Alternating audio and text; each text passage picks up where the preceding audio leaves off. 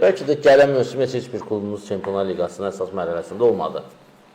Əslində o format dəyişikliyi olanda yadındadır. Biraz imkan yaratdı bizə. Bundan sonra yox, orada format dəyişikliyi söhbəti gedəndə hələ söhbətlər gedirdi. Söhbət sən nədən gedirdi? Bu format dəyişikliyindən demirəm. Liqa yolundan gəlir axı Azərbaycan klubları çempionlar xətti ilə. Orada çempionlar xəttində komanda sayı azalıb 4-ə endirilmişdi.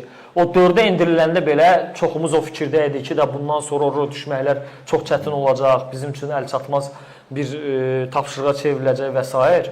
Amma yenə də görürük ki, şükür Allaha bugün Qarabağ buralardadır və bu zəngin bir təcrübədir. Başa düşürsən, bu yalnız pulla ölçüləcək bir şeydir. Bu həm tarixdir, həm təcrübədir. Bax, hərdən deyirlər ki, bax, mən bəzi məşqçilərlə danışıram, deyirlər, Azərbaycanda kifayətli istedadlı məşqçilər var, bacarıqlı adamlardır. Bəlkə də dünya çapında indi biz məşqçilik məktəbi olaraq qəbul edilmirik. Amma fakt nədədir? Çoxu mənə deyir ki, qardaş, Qurbanov Azərbaycan Premyer Liqasında məşqçi kimi böyümədi.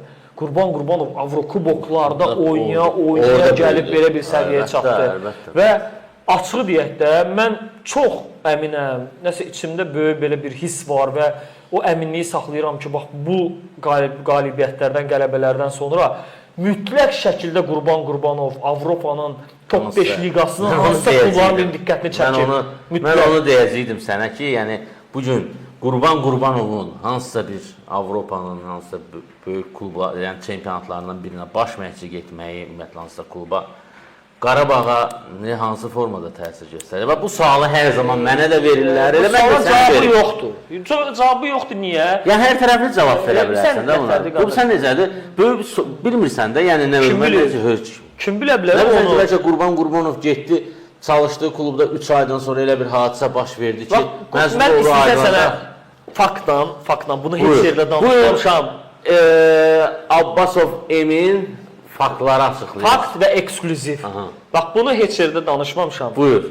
Və bu heç yerdə danışılmayıb, əmin olun.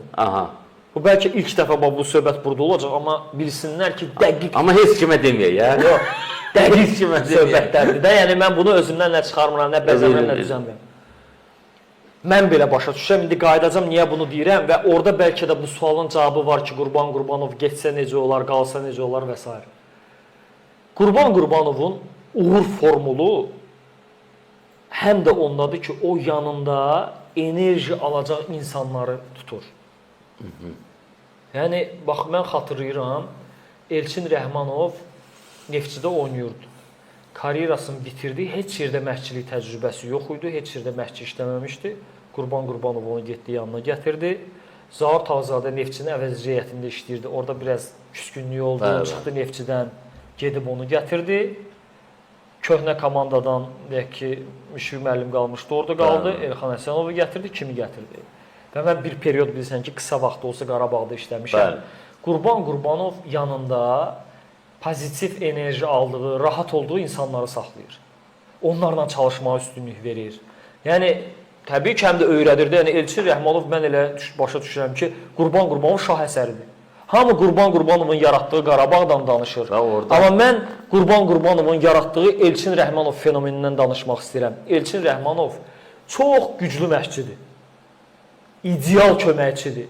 Yəni, Qurbanovun yanında bir dənə də düşünən beyindir. Amma onu yetişdirən, o səviyyəyə çatdıran elə Qurbanov özüdür. Onu Elçin Rəhmanovu Qurbanov gətirib o yerlərə çatdırıb. O da bizə nəyə görə?